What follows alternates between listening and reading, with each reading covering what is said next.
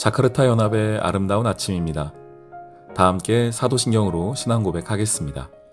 전능하사 천지를 만드신 하나님 아버지를 내가 믿사오며 그 외아들 우리 주 예수 그리스도를 믿사오니 이는 성령으로 잉태하사 동정녀 마리아에게 나시고 본디오 빌라도에게 고난을 받으사 십자가에 못 박혀 죽으시고 장사한 지 사흘 만에 죽은 자 가운데서 다시 살아나시며 하늘에 오르사 전능하신 하나님 우편에 앉아 계시다가 저리로서 산자와 죽은 자를 심판하러 오시리라.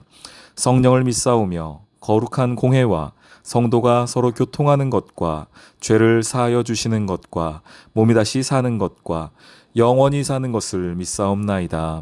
아멘. 그들과 조약을 맺은 후 사흘이 지나서야 그들이 이웃에서 자기들 중에 거주하는 자들이라 함을 들으니라. 이스라엘 자손이 행군하여 셋째 날에 그들의 여러 성읍들에 이르렀으니 그들의 성읍들은 기브온과 그비라와 부에롯과 기럇 여아림이라. 그러나 회중 족장들이 이스라엘의 하나님 여호와로 그들에게 맹세했기 때문에 이스라엘 자손이 그들을 치지 못한지라.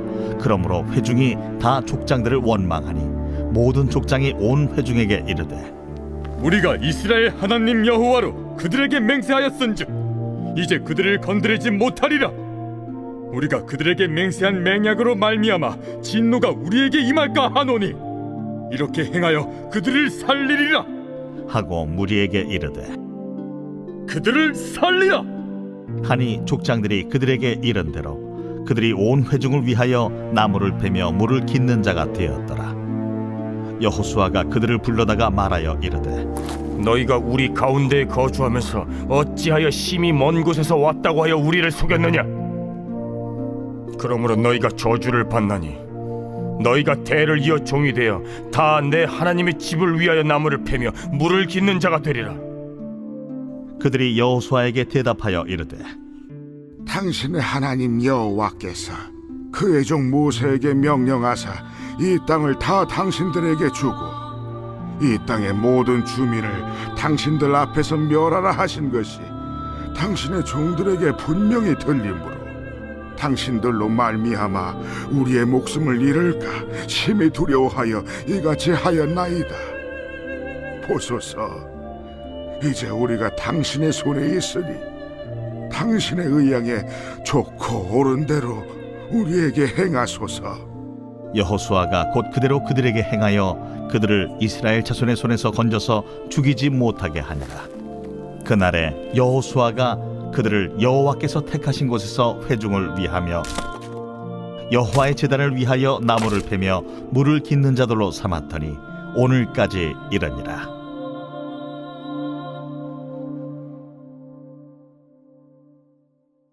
샬롬, 자카르타 연합의 아름다운 아침입니다.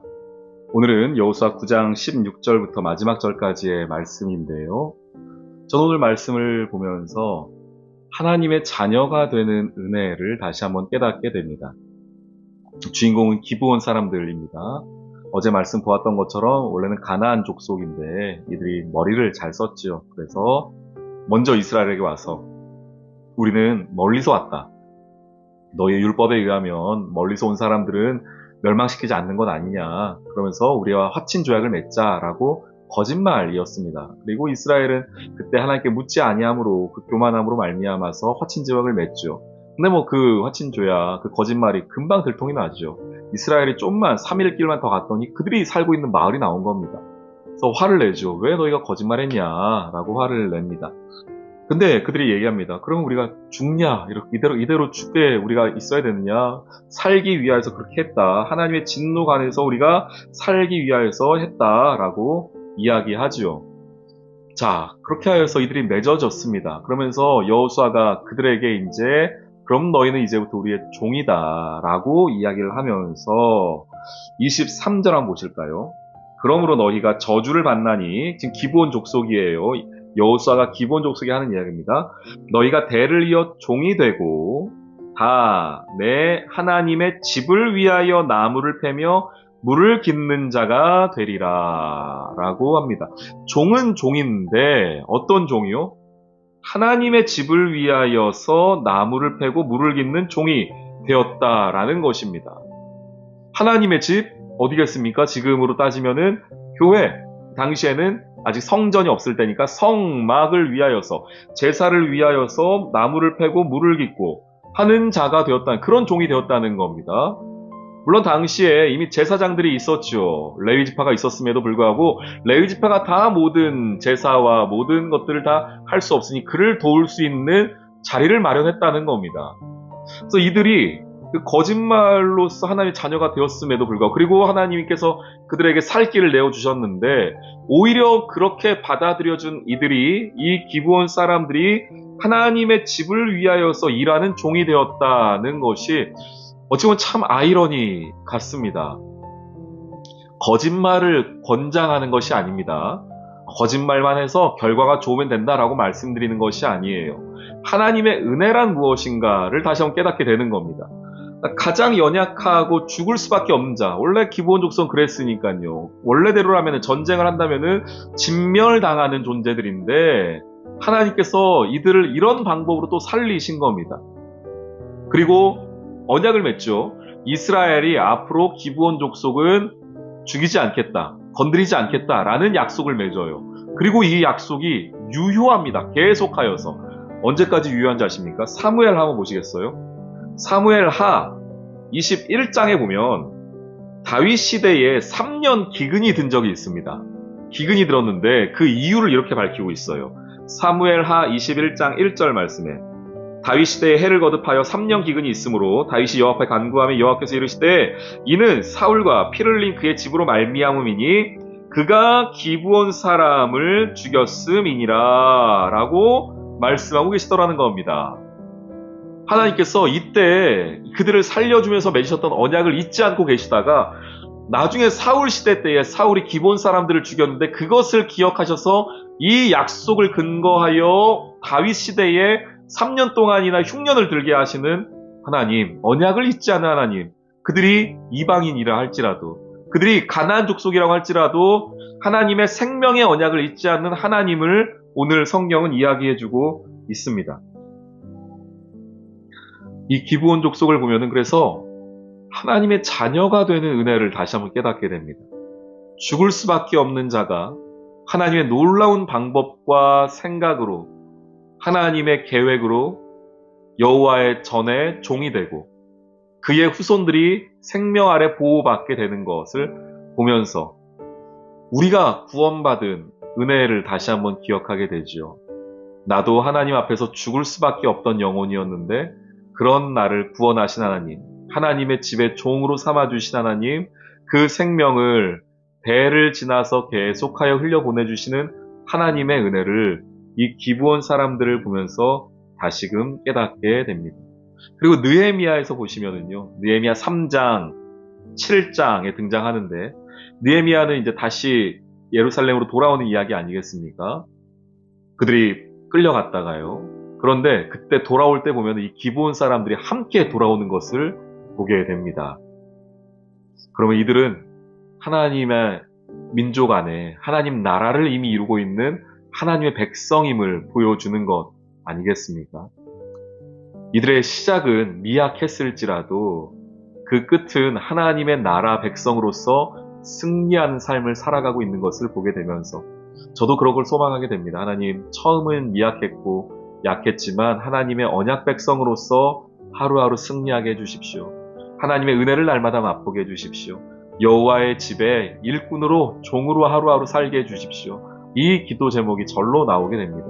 오늘 우리 사랑하는 성도님들, 연약하고 부족한 나의 삶이지만 구원하신 주의 은혜를 기억하며 여호와의 집에 종으로서 이 하루를 마땅히 살아내는 우리 모두 되기를 주님의 이름으로 축원합니다. 아멘. 오늘의 기도. 하나님, 우리는 때로 나의 힘과 능력으로 모든 일을 해결할 수 있다는 교만함에 빠져 살 때가 있습니다. 선택의 순간마다 하나님께 기도하며 주의 뜻을 물으며 나아갈 수 있는 은혜를 주세요. 또한 하나님과 맺은 믿음의 언약뿐 아니라 사람 사이에서 맺은 약속들도 소중하게 여기는 인생이 되게 해주세요. 예수님의 이름으로 기도합니다. 아멘.